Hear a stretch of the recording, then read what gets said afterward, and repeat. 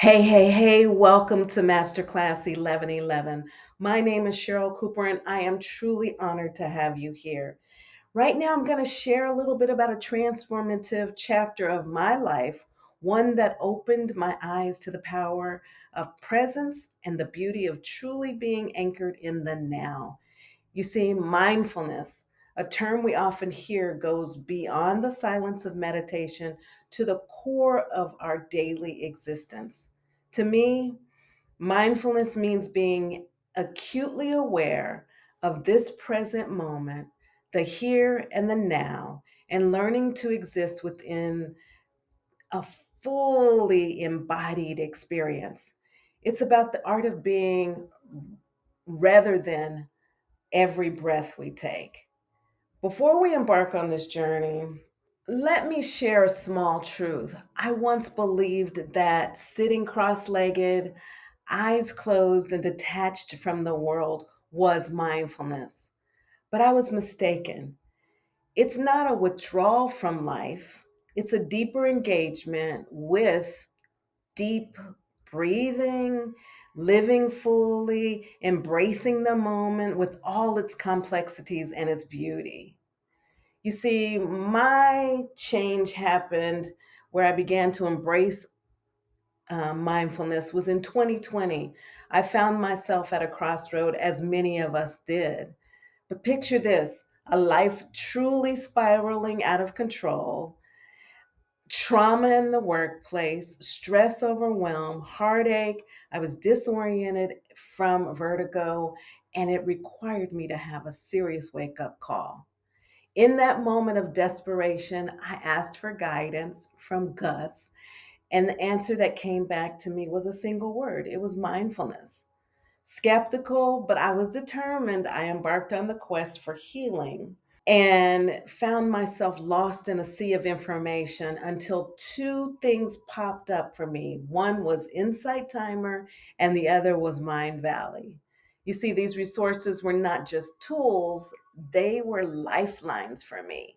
They reeled me back in from the edge of chaos. They helped me to fall in love with my life. I was on the brink of losing, and it sparked a passion within me to share this saving grace with others. So, what did I do? I got trained to become a certified workplace mindfulness facilitator, targeting high stress environments because I was a system implementation specialist doing management consulting worldwide. And I knew all too well what that felt like to be a part of a project team, to be stressed AF and trying to deal with the transformations of losing jobs and all of that. And it puts a relentless pressure on you. And I needed people to understand that peacefulness could exist.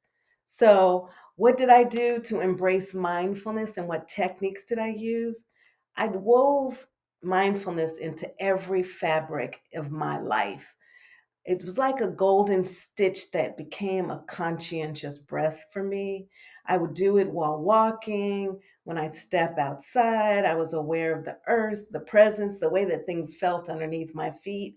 I began doing mindfulness eating, and it became like a symphony of senses. And then I anchored in my breath and began to do breath work and journaling and found my inner narrative. You see, daily affirmations serves as my compass. It guides me through my intentions, my focus, and reminds me of the power of thought infused within my heart. And meditation, once thought to be silent and still, is now a vibrant conversation with my soul. Yoga is really kind of beckoning me. It was a familiar friend until downward dog became a scary thing for me and fear overwhelmed me due to vertigo. But like mindfulness teaches me, fear is but a stepping stone on the path to growth. And I stand here ready to take that fear on. And I hope that you will do it too. If you're fearful and you're needing something, mindfulness may be a solution for you. By integrating mindfulness into a life full of to dos and deadlines and ever growing expectations is not without its hurdles. The biggest challenge is time, or more accurately, our perception of what time is. Because we're always wearing that busyness badge, one thing that says, like, how can I be more productive and what can I do? But mindfulness taught me a different measure of success, and that is quality of presence, being here right now in this moment. It wasn't easy to carve out moments of stillness in my schedule that seemed to be demanding in motion, demand in motion. It became my sanctuary, though, a place where I could step back, breathe in the midst of whirlwind of tasks and to-dos. And I reminded myself why I started becoming mindful. And it was to bring calm into chaos, and things that once consumed my life now became just a part of it. And so every day I wake up with persistence and continue to do mindfulness daily, in the middle of the day and the end of the day. I use mindfulness as another task in my day. And it's about transforming the way in which I treat life and the mannerisms in which I live. The gifts of mindfulness are as profound as they are personal. In a world that's often filled with a spinning out of control type of feeling, literally for me, my practice has become my axis, a steady center for which I can operate with clarity and grace. And I want you to be able to do the same thing. It's that clarity and grace. Gone are the days when stress would shake my foundation. Now I stand resilient. Let's do the power pose, often finding myself as a beacon of kindness in the sea of uncertainty. On the days when shadows of sadness and loneliness creep into me, I don't shy away from it. Instead, I just sit with it. I go for a visit. I reach out to my friends, and we have in depth human experiences now instead of me just kind of busying it away.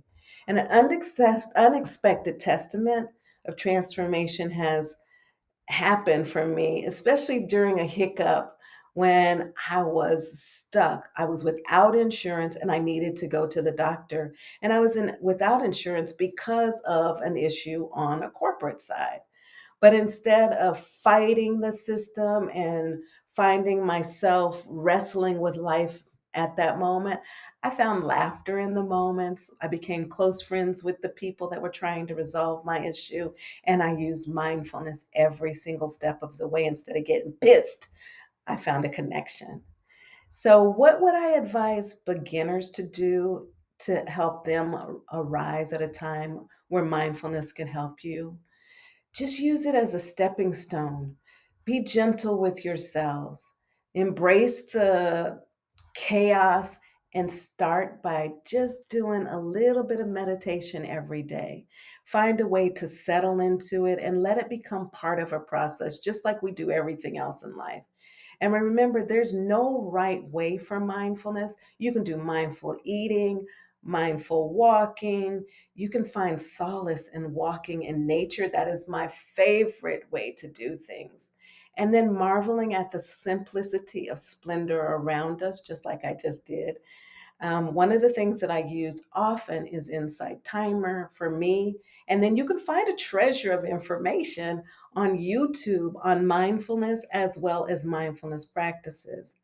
And if you're seeking a community, I have one. It's called Mindful Mondays. We meet every Monday from 12 to 12:30 Eastern Time, and it's a nurturing space for beginners to explore and engage and get involved through diverse mindfulness practices. What do I plan to do with my mindfulness practice? Well, looking ahead, my vision is to expand the reach that I have in this practice. And my goal is to have silent retreats and facilitate sessions and create a sanctuary for over 100 women to discover peace amidst chaos, just find some calm in the middle of that. And I want it to become a movement of sorts so that we all begin to embrace peace and grace and kindness and loving and compassion. So as I wrap up, remember this thing, right? Embracing mindfulness is not just an act of self care, it's a radical act of love.